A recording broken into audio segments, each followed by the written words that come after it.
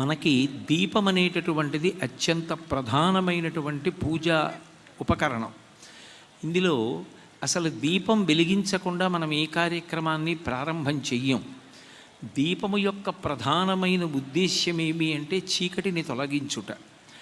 బాహ్య ప్రయోజనం చీకటిని తొలగించడం అయితే మధ్యాహ్నం 12 గంటలకి పూజ చేసినా, సాయంకాలం వెలుతురుండగా పూజ ప్రారంభం చేసినా, ఏ కారణం చేతనైనా ప్రాతకాలంలో కాకుండా సూర్యోదయం అయిపోయి కావలసినంత వెలుతురు వచ్చిన తరువాత కార్యక్రమాన్ని ప్రారంభం చేసినా, అసలు దీపాన్ని వెలిగించకుండా కార్యక్రమాన్ని ప్రారంభం చెయ్యం. దానికి కారణం ఒక్కటే, అసలు దీపము అంటేనే వెలుగు. ఆ వెలుగు మొట్టమొదటి రూపం భగవంతునిది. భగవంతుడే ఈ లోకంలో పెద్ద దీపం. ఆయన కన్నా గొప్ప వెలుగు ఈ లోకంలో ఇంకొకటి ఉండదు. అందరి యొక్క హృదయ క్షేత్రముల యందు ఆయన నివసించి ఉంటాడు. అసలు నిజానికి కోట్ల కోట్ల దీపోత్సవాల్ని మొట్టమొదట నిర్వహిస్తూ వస్తున్నవాడు ఎవరు అంటే భగవంతుడే. ఎందుకని అంటే దీపబ్రహ్మరూపేణ సర్వేషాం హృది సంస్థిత అంటారు. ఇక్కడే ప్రతి వారి యొక్క హృదయ క్షేత్రమునందు నీవారస్సు కవత్తన్వి అని వడ్డుగింజ యొక్క చివరి భాగం ములుకు శరీరం మీద ఎలా గీరుకుంటుందో అలా ఒక కాంతి వెలుగుతూ ఉంటుంది. ఇన్ని కోట్ల కోట్ల ప్రాణులున్నాయి. మనుష్యులే కాదు, 2 కాళ్ళ ప్రాణులు, 4 కాళ్ళ ప్రాణులు, అనేక కాళ్ళున్న ప్రాణులు, ఇన్ని శరీరముల యందు ఆ జ్యోతి రూపంలో వెలుగుతున్నటువంటి వాడు భగవంతుడే. ఇన్ని కోట్ల ప్రాణులలో జ్యోతి రూపంతో వెలుగుతున్నటువంటి పరమేశ్వరుడు ప్రారంభించినటువంటి ఈ కోట్ల కోట్ల దీపోత్సవ కార్యక్రమం ఇవాళ ఈ రూపంలో కొనసాగుతోంది. ఇందులో మీరు ప్రధానంగా గమనిస్తే భగవంతుడు మొట్టమొదటి యొక్క దీపస్వరూపంగా ఉన్నాడు. ఆ దీపం ఒకనాడు వెలిగి ఒకనాడు నిధనమయ్యేది కాదు. ఆ దీపం నిరంతరం ఉంటుంది. భాగవతంలో పోతన గారు ఒక మాట అంటారు, లోకంబులు లోకేశులు లోకస్తులు తెగిన తుది అలోకంబగు పెంజీకటి కావల ఎవ్వండేకాకృతి వెలుగు అతనిని సేవింతున్నంటారు. ఈ లోకములను పరిపాలించేటటువంటి వాళ్ళు, ఈ లోకంలో పరిపాలింపబడుతున్నటువంటి వాళ్ళు కూడా మహాప్రళయమునందు కాలగర్భంలో కలిసిపోయిన, మహాప్రళయమునందు పరమేశ్వరునితో ఐక్యమైపోయిన, ఆ కటిక చీకటి ఆవరించి ఉన్నటువంటి సమయంలో సూర్యచంద్రుల యొక్క గమనం కూడా లేకుండా పోయినప్పుడు, ప్రళయ జలముల చేత సమస్తము ఆచ్ఛాదింపబడినప్పుడు ఏ వెలుగు యొక్క సహకారం అవసరం లేకుండా వెలిగేటటువంటి వాడు ఎవరు అంటే భగవంతుడు ఒక్కడే.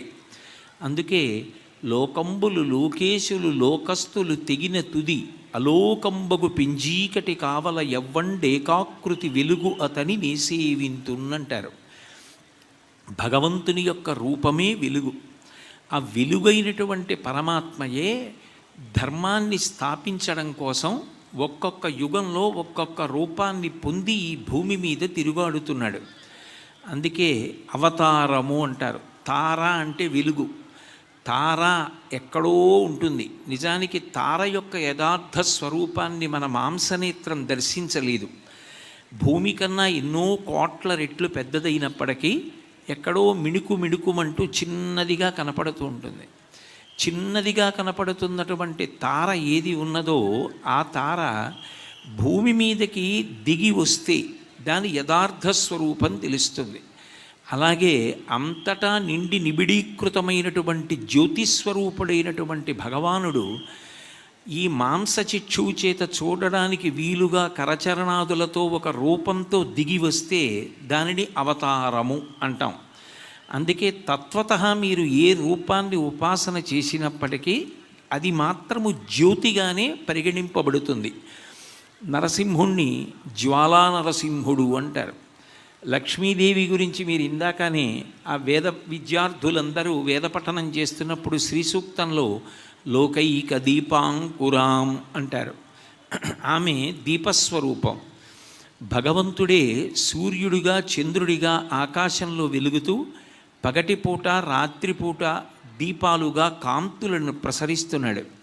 సరే, పరమేశ్వరుడు సాక్షాత్తు జ్యోతిర్లింగముగా ఆవిర్భవించాడు. ఆ పాతాళ నభస్థలంత భువన బ్రహ్మాండమావిస్ఫురత్ జ్యోతిస్ఫాటికలింగమౌళి విలసత్ పూర్ణేందు వాంతామృతై అస్తోకప్లుతమేకమీశమనిశం రుద్రానువాకాన్ జపం ధ్యాయేత్తీప్సిత సిద్ధయే ధ్రువపదం విప్రోభిషించేచ్చివం బ్రహ్మాండవ్యాప్తదేహ భసితహిమరుచాభాసమానాభుజంగై కంఠే కాళాః కపర్దాః కలితశశికళాశ్చండకోదండహస్తాః త్రిక్షారుద్రాక్షమాలా సులలితవపుష శాంభవా మూర్తిభేదాః రుద్రాశ్రీరుద్రసూక్త ప్రకటిత విభవాన ప్రయచ్చస్తు సౌఖ్యం అంటారు. బ్రహ్మాండవ్యాప్తదేహ, ఈ బ్రహ్మాండమంతా నిండి నిబిడీకృతమైపోయినవాడు, ఇక జరగడానికి చోటు లేనివాడు కాబట్టి స్థాణుహు అని కీర్తింపబడ్డాడు. అటువంటి పరమేశ్వరుడు పాతాళలోకం కన్నా కింద నుంచి అంతరిక్షం కన్నా పై వరకు ఒక జ్యోతిర్లింగంగా ఆవిర్భవించాడు. అలా జ్యోతిర్లింగంగా ఆవిర్భవించి ఆయన చీకటిని తొలగతోశాడు. శ్రీకృష్ణ పరమాత్మ చీకటికి ఆలవాలమైనటువంటి శ్రావణ మాసంలో బహుళపక్షంలో మధ్యతిథి అయినటువంటి అష్టమి నాటి అర్ధరాత్రి వేళ జ్యోతిస్వరూపమై ఆయన ఆవిర్భవించాడు. అందుకే జలధర దేహు నాజాను చతుర్బాహు సరసీరుహాక్షు విశాలవక్షు చారుగదా శంఖచక్ర పద్మవిలాసు కంఠ కౌస్తుభమణి కాంతిభాసు కమనీయ కటిసూత్ర కంకణ కేయూర శ్రీవత్సలాంచనంచిత విహారు మరుకుండల ప్రభాయుత కుంతలలలాటు వైఢూర్య మణిగణ వరకిరీటు బాలు పూర్ణేందు రుచిజాలు భక్త లోకపాలు సుగుణాలవాలు కృపావిశాలు చూచి తిలకించి పులకించి చోద్యమంది ఉబ్బి చెలరీగి వసుదేవుడు ఉత్సహించే అంటారు పోతన గారు. అర్ధరాత్రి వేళ శంఖచక్ర గదా పద్మములతో పీతాంబరధారి అయి పరిపూర్ణావతారమైనటువంటి శ్రీకృష్ణావతారం కటిక చీకట్లో ఆవిర్భవించి దేశకాలములతో సంబంధం లేకుండా అందరూ భగవంతుణ్ణి చేరడానికి వీలైనటువంటి ప్రబోధం చేయగలిగిన ప్రస్థానత్రయంలో ఒకటైనటువంటి భగవద్గీతనిచ్చి కృష్ణం వందే జగద్గురుమ్మై ఆయన లోకముల యొక్క అజ్ఞానపు చీకట్లని పోగొట్టాడు. ఇందులో ఆ భగవంతుడే గురుస్వరూపంగా ఈ భూమి మీదకి దిగి వచ్చాడు. గురువుగా భగవంతుడు దిగి రాకపోతే అజ్ఞానములో ఉన్నటువంటి వారికి అజ్ఞానము తొలగేటటువంటి అవకాశము లభించదు. అన్నిటికన్నా పరమ పవిత్రమైనటువంటి జన్మ మనుష్య జన్మ. జంతూణాం నరజన్మ దుర్లభం. నరుడిగా జన్మించడం అంత తేలికైన విషయం కాదు. నరుడిగా జన్మించడం అంత గొప్పది అని చెప్పడానికి కారణం 84 లక్షల జీవరాశులలో ఏ జీవికి లేని రీతిలో భగవంతుడు ఒక్క మనుష్యనుకు మాత్రమే స్వరపేటికనిచ్చాడు. ఆ స్వరపేటిక కంఠమునందున్న కారణం చేత మాట్లాడగలిగినటువంటి అధికారం ఒక్క మనిషికే ఉంది. అలాగే శాస్త్రాన్ని శ్రద్ధతో అంటే శాస్త్రమునందు ప్రతిపాదింపబడిన విషయము, గురువుగారు చెప్పిన విషయము, ఈ రెండు పరమ సత్యములనేటటువంటి తిరుగులేని బుద్ధిని శ్రద్ధగా పొంది ఆచరణాత్మకం చేసుకోగలిగినటువంటి శక్తి కలిగినటువంటి వాడు కేవలము మనుష్యుడొక్కడే. ఇతర ప్రాణులకు శాస్త్రముతో కానీ గురువుతో కానీ సంబంధము లేదు. ఒక్క మనుష్యుడు మాత్రమే శాస్త్రమును పరిశీలించగలడు, శాస్త్రమును తెలుసుకోగలడు, శాస్త్ర విహితమైనటువంటి నడవడిని పొందగలడు. కటిక చీకటిగా ఉంటే 2 రకాలైనటువంటి ప్రమాదములు ఏర్పడతాయి. బాగా చీకటిగా ఉందనుకోండి, ఒకటి లోపల భయం, ఏది సత్యమో తెలియదు, ఏది అసత్యమో తెలియదు, దారికి అడ్డంగా పడి ఉన్నటువంటిది తాడో తెలియదు, పామో తెలియదు. అయినప్పుడు యథార్థమైనటువంటి రూపము గుర్తింపబడాలి అంటే కేవలముగా దీపము అవసరము. వెలుగు ఉన్నదనుకోండి, ఆ వెలుగులో మనమది పామ తాడ తెలుసుకుంటే ఉత్తర క్షణంలో భయం అంతా పోతుంది. అందుకే భయాన్ని పోగొట్టగలిగినది దీపం, యథార్థ స్వరూపాన్ని చెప్పగలిగినది దీపం. అదే లక్షణములను పొంది ఉన్నటువంటి వ్యక్తి గురువు. గురువు దీపంతో సమానం. నిజానికి దీపమే గురువు. లోకంలో ఇవాళ మనం ఎన్నో మంగళదీపములు వెలిగిస్తున్నాం. అవన్నీ ఎవరో కాదు, కంచి కామకోటి పీఠాధిపత్యం వహించిన మహాపురుషులు చంద్రశేఖరేంద్ర సరస్వతీ స్వామివారు, శృంగగిరి పీఠాధిపత్యం వహించిన మహాపురుషులు చంద్రశేఖర భారతీ స్వామివారు, రామకృష్ణ పరమహంస, వివేకానందుడు, శంకర భగవత్పాదులు, అలాగే భగవాన్ రమణులు, వీరందరూ కూడా మంగళదీపములు. వారందరూ కూడా మన భయాన్ని పోగొట్టి మనలో ఉన్నటువంటి అవిద్యని తొలగించి మనకి దిశానిర్దేశం చేశారు. వెలుగు ఉన్నదనుకోండి, ఎటువైపు ప్రయాణం చేయాలో తెలుస్తుంది. చీకటి పడిపోయిందనుకోండి, ఎటు ప్రయాణం చెయ్యాలో తెలియదు, దారి తెలియదు, కాబట్టి భయం. ఆ దారి ప్రకాశించాలి అంటే దీపం కావాలి.